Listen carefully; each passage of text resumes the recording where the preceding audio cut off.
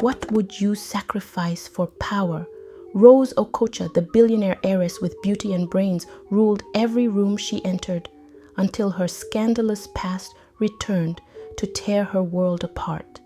Betrayed by those closest to her, fighting for her legacy and her family's empire, she must face a new challenge, a stoic bodyguard with a secret of his own. As betrayal and desire collide, will Rose emerge victorious, or will the shadows of her past destroy her forever? The ending will leave you stunned. Don't miss a second of this gripping story. Rose Okocha was more than just stunning. She was mesmerizing. Her presence crackled with an electric intensity, and her beauty wasn't merely a gift. It was a weapon, an armor, and a passport to a life she embraced with reckless abandon. High cheekbones framed her face like a masterpiece, while cascading waves of luxurious black hair tumbled effortlessly over her shoulders. Her eyes, an intoxicating blend of mischief and mystery, ensnared anyone bold enough to meet them, rendering her utterly irresistible. She was a siren who understood the full extent of her power and wielded it unapologetically. Men didn't just look at her. They paused, held their breath, and felt their worlds shift irrevocably. But it wasn't just her looks. It was the way she moved, the way she carried herself with an effortless confidence that teetered on the edge of recklessness. Rose didn't merely enter rooms, she owned them. Every morning, she lounged on her velvet chaise like a queen surveying her kingdom. Sunlight filtered through the sheer drapes of her penthouse, casting a glow over her silk robe, loosely tied, as she scrolled through her phone. Each swipe revealed another admirer, models, athletes, wealthy tycoons, all vying for her attention with bold declarations of desire. She reveled in their adoration. The chase was exhilarating, the control intoxicating. Yet when the game ended and the lights dimmed, she was left with a gnawing emptiness she refused to acknowledge. Rose sought escape in the nightlife. Every club worth mentioning knew her name. She didn't just attend parties, she became the party. She danced with wild abandon, champagne flutes perpetually in hand, always flanked by a rotating cast of admirers. The nights blurred into mornings, and the thrill of it all became her lifeline. One morning, her heels clicked sharply against the marble floors of the Okocha mansion as she stumbled in, laughing, her three companions trailing behind like worshippers. Her father, Chief Emeka Okocha, descended the grand staircase in his robe, his expression thunderous. Woken by the commotion, he had reached his limit. "Out, all of you!" he roared, his commanding voice echoing through the house. The men, startled by the force of his fury, slunk out without protest. Rose, still tipsy, swayed slightly and waved dismissively. "Father, calm down. They were just keeping me company." "Company?" Emeka's voice boomed, each syllable slicing through her drunken haze. "Rose, this is beyond disgraceful. Have you no shame?" By dinner, the alcohol had worn off, but her anger remained. She jabbed her fork into her plate, her glare smoldering across the table. "You can't keep interfering in my life, Father. I need my own place if you're going to act like this." Emeka's steely gaze didn't waver. "This house is more than big enough for the two of us, but this behavior," he said, his tone cutting, "is unacceptable. You're an Okocha. You represent this family. Start acting like it." Days later, the tension still simmering between them, Rose sat across from her father at breakfast when her phone buzzed. She ignored his disapproving glance and answered gleefully, "Kioma, what's the plan for the weekend?" Her friend's voice crackled with excitement. "There's a new guy in town, handsome, rich, and staying at the top hotel. Exclusive party. Trust me, everyone is dying to meet him." Rose smirked. "And if you want him, I can make it happen," Kioma said. "But it'll cost you $20,000. The competition's fierce." "Done. Rose said without hesitation. I'll transfer it now. Across the table, her father's hand froze mid-air, his coffee cup hovering as he stared at her aghast. Did you just pay $20,000 for a man? He asked, his voice a dangerous calm. Rose looked up, unbothered. It's my money. It's not just about the money, Emeka snapped, his cup hitting the table with a loud clink. It's the principle. Is this who you are now? Throwing money at whims, treating people like trophies? Though Rose had a reputation for brilliance in the boardroom, securing lucrative deals and dazzling clients with her charisma, her personal life cast a shadow over her achievements. To Emeka, it was clear his legacy, his empire, was at risk if it fell into the hands of a woman ruled by impulse. The breaking point came when tabloids plastered her face on their covers, linking her with a scandalous actor. Furious, Emeka summoned her to his study that evening. Rose, he began, his voice low, you've made a mockery of this family for the last time. She leaned against his ornate desk, arms crossed, exuding defiance. Oh, spare me the lecture. We've done this dance before. This time, I mean it, he growled. If you want the Okocha group, you'll prove you're capable of discipline and focus. Rose smirked. Discipline? Focus? Let's not pretend there's anyone better suited for the job. Emeka's voice turned icy. You'll abstain from sex for 6 months. No partying, no drinking, no flirting. If you fail, the company goes to the board. Rose's bravado faltered. You're joking. I'm dead serious. And you'll sign a contract. If you break the rules, you lose everything. Her pride refused to let her back down. Fine, she snapped. I'll do it. The next morning, her resolve was tested when a tall, broad-shouldered man stood at the end of the driveway. His black suit emphasized his muscular frame, and his sharp eyes seemed to assess everything at once. Who's that? Rose asked, glaring at her father over breakfast. Meet Chidi, Emeka said with a sly smile. Your new bodyguard. A babysitter? Really? Not a babysitter. A shadow. He'll ensure you stick to the terms of our agreement. Chidi stepped forward, his deep baritone voice unwavering. Miss Okocha, I'm here to ensure your safety and compliance. Rose's eyes narrowed, assessing him. He was annoyingly handsome, with a chiseled jawline and piercing eyes that betrayed nothing. His stoic demeanor irritated her. He wasn't like the men who doted on her, and that only made him more intriguing. She leaned back in her chair, smirking. Hope you're ready for a wild ride, Chidi. His reply was cool and composed. I've handled worse. From that moment, Rose tested his limits. She tried sneaking out, dressing provocatively and flirting shamelessly, but Chidi remained unyielding. Going somewhere? He'd ask with maddening calm when he caught her. You can't stop me, she pouted one night.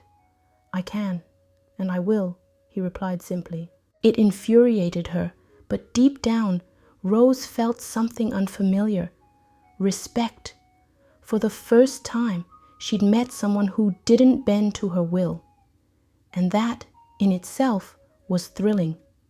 Rose Okocha, the heiress whose beauty was the stuff of legend, was not accustomed to being ignored. Her confidence, an almost tangible force, had always ensured that she got what she wanted. Men fell at her feet, deals were sealed with her charm, and no one ever dared to deny her anything. But now, Chidi, stoic, unshakable Chidi, was proving to be an enigma, and it infuriated her. After yet another failed attempt to sneak out to a party under his watchful eye, Rose stormed to her room and called her best friend, Kioma. This man, she hissed into the phone, he's impossible. He doesn't react, doesn't flinch. I don't think he's even human. Kioma laughed knowingly. Rose, you've just lost your touch. No man can resist a beautiful woman like you. You need to get him on your side. Seduce him, break him. Rose smirked, her pride stung but intrigued by the challenge. Fine. If he wants to act like a stone, I'll carve him into something softer. The next morning, Rose began her campaign. She flirted shamelessly, tossing suggestive comments on his way, leaning a little too close, letting her fingers graze his arm as she passed. Chidi remained infuriatingly calm, his professionalism unwavering. One evening, after another failed attempt to provoke a reaction, she exploded. "Are you a stone, Chidi?" she shouted, her voice echoing through the marble halls. "You don't even move." Chidi, standing with his hands clasped behind his back, simply raised an eyebrow. "If you're finished, Miss Okocha, I'll be outside." Rose clenched her fists, her frustration growing by the day. The monotony of her new life, the endless cycle of restraint and rules, was wearing her down. It was time to use the one tool she trusted above all else, her charm. That evening, as Chidi stood by the pool, Rose stepped out in a silk robe that hugged her curves like a second skin. She walked toward him, holding an envelope thick with cash. Her lips curved into a seductive smile. "Chidi," she purred, "why don't you take a little vacation? No one has to know." Chidi barely glanced at the envelope. "Miss Okocha, I'm not here for the money." "Everyone has a price," she teased, stepping closer, her voice a velvet whisper. "Not me," he said, his tone firm, his posture unyielding, but Rose noticed the faintest twitch in his jaw, a subtle sign that her presence wasn't as meaningless to him as he pretended. The realization sent a thrill through her, even as it frustrated her further. Weeks passed, and Rose found herself struggling with emotions she didn't fully understand. Alone with her thoughts, she began questioning the choices that had brought her here. Memories of her mother, who had left when Rose was just a child, surfaced unbidden. She realized that her wild lifestyle, her need for validation, was her way of filling the void her mother had left behind. And then there was Chidi. His calm demeanor and quiet strength were unlike anything she'd ever encountered. He wasn't just a challenge, he was a mirror, forcing her to confront parts of herself she had long ignored. She hated to admit it, but she respected him, and that respect was slowly evolving into something deeper. Halfway through the challenge, Rose experienced a moment of piercing clarity. This journey wasn't about appeasing her father or meeting his expectations. It was about proving something far greater to herself. Could she rise above the chaotic impulses that had defined her? Or was she destined to be a prisoner of them? That realization ignited a spark of determination she hadn't felt before. It was time to channel her energy into something meaningful, something lasting. With a renewed focus, Rose threw herself into the family business. Each morning, she strode into the Okocha group headquarters with confidence that surprised even her. Instead of avoiding the intricacies of the empire her father had built, she embraced them. She shadowed executives, pored over dense reports, and immersed herself in strategy sessions. Hours bled into days, and the more she learned, the more her natural aptitude for leadership shone through. To her surprise, and to everyone else's, she excelled. By the end of one particularly grueling day, Rose finally returned home. The grand entrance of the family estate greeted her with its usual opulence, but she felt none of the ease she used to associate with it. Her heels clicked faintly against the marble floor as she made her way inside, exhaustion weighing on her every step. She dropped her bag with a sigh, loosening the tension in her shoulders. As she looked up, her eyes met Chidi's. He stood in the foyer, his posture as steady and composed as ever, his dark eyes watching her. But something was different tonight. A faint smile tugged at his lips, a small yet unmistakable break in his otherwise stoic demeanor. It was rare, almost disarming, and it sent an unexpected flutter through her chest. "You're doing well," he said simply, his voice low and even, as though he hadn't just sent her pulse racing. Coming from Chidi, those words meant something. Her lips curved into a tired but genuine smile. "Coming from you, that's high praise," she replied, her tone light, though the gratitude in her eyes betrayed her deeper feelings. For a moment, the tension of the day melted away. Chidi's gaze held no judgment, no trace of expectation, only a quiet acknowledgement of the effort she had poured into her transformation. It wasn't a grand gesture, just a fleeting moment shared in silence, but it stayed with Rose long after she climbed the stairs to her room. It wasn't just his rare smile that lingered in her thoughts. It was the realization that someone had finally seen her for who she was becoming, not for the mistakes of her past. But life had a way of testing even the strongest resolve when the present felt too steady. Days later, at a glittering charity gala packed with Lagos's elite, Rose's confidence faltered. The steady progress she had been building felt suddenly fragile as her eyes caught a figure weaving through the crowd. Thierry, the international model and former lover from Paris, moved toward her with that same intoxicating magnetism that had once drawn her in so effortlessly. His perfectly tailored suit and confident stride felt like a whisper from her past, a reminder of the woman she used to be, the one who lived for attention and abandoned discipline for the thrill of the moment. "Rose," Thierry greeted her, his deep, accented voice dripping with charm. "It's been too long. I missed you." His words wrapped around her like a familiar melody, stirring something she couldn't quite place. Before she could muster a response, a solid presence materialized at her side. Chidi. His towering figure effortlessly cut through the tension, his silent authority radiating a protective energy that seemed to pull Rose out of the quicksand of her past.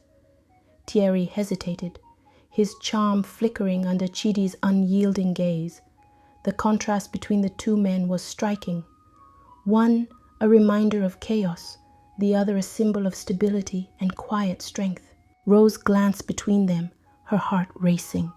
In Thierry's flirtatious smile, she saw the allure of the reckless indulgence that had once defined her, but in Chidi's steady presence, she saw the woman she was striving to become, disciplined, grounded, and in control of her own story.